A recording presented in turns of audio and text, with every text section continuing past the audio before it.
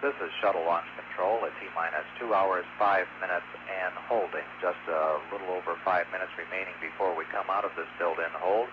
At the present time, the astronauts have arrived on the pad surface.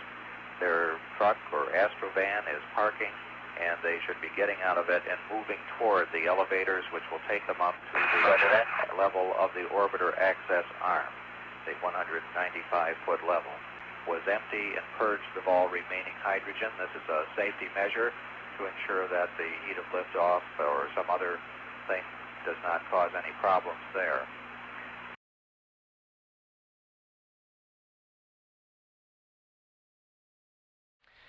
The launch team has been briefed on the way in which a halt can be called to the countdown. During the final 9 minutes of the countdown, and we're coming out, we're at T-minus 9 minutes and counting. The launch events are being controlled by the ground launch sequencer now. That has been initiated, and that will be in control up to T-minus 25 seconds when they switch to the onboard redundant set launch sequencer. The ground launch sequencer is a part of the launch processing system and operates by relaying commands to the orbiter's onboard computers, which then report back to the launch processing system that the commands have been executed. T-minus 7 minutes and counting, and we have retraction of the orbiter access arm, beginning to move back first away from the orbiter and then to swing away. This was the walkway attached to the service structure and used by the crew to walk to the orbiter. The crew has been advised to lower their helmet visors.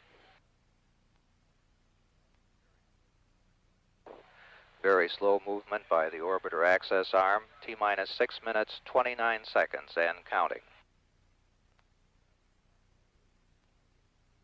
The crew is beginning the APU pre-start. The start begins at the 5-minute point in the countdown. T-minus 6 minutes, 15 seconds and counting.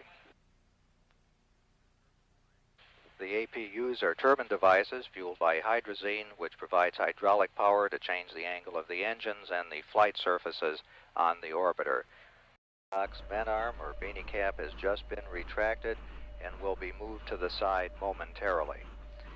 At that point, we'll have several important milestones still remaining in the countdown. When we come out of the count, or come out of the hold and begin the count once again, the ground launch sequencer will take over command of the remaining events as well as monitoring the shuttle system's response. At 1 minute and 57 seconds, liquid hydrogen pressurization will start, and at T-minus 28 seconds, the redundant set sequencer will take over. At that point, events happen far too quickly, and readings of systems must be done too fast for humans to perform. At the present time, waiting for NASA Test Director George Page, our launch director, to say a few words to the crew about the procedures which will be followed. The gaseous oxygen vent arm, the cap has been retracted, and the arm is just about to move away from the external tank.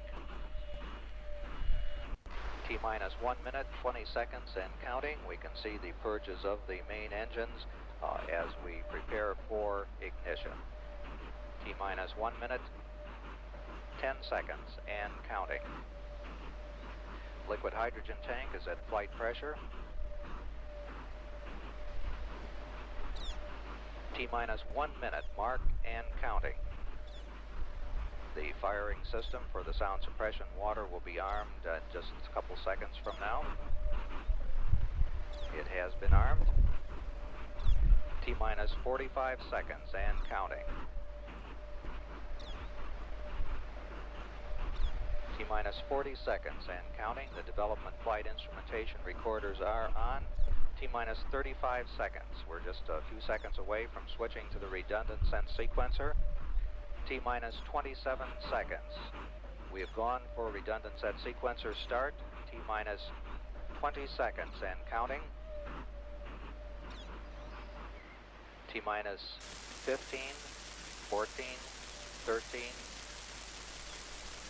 T-minus 10, 9, 8, 7, 6.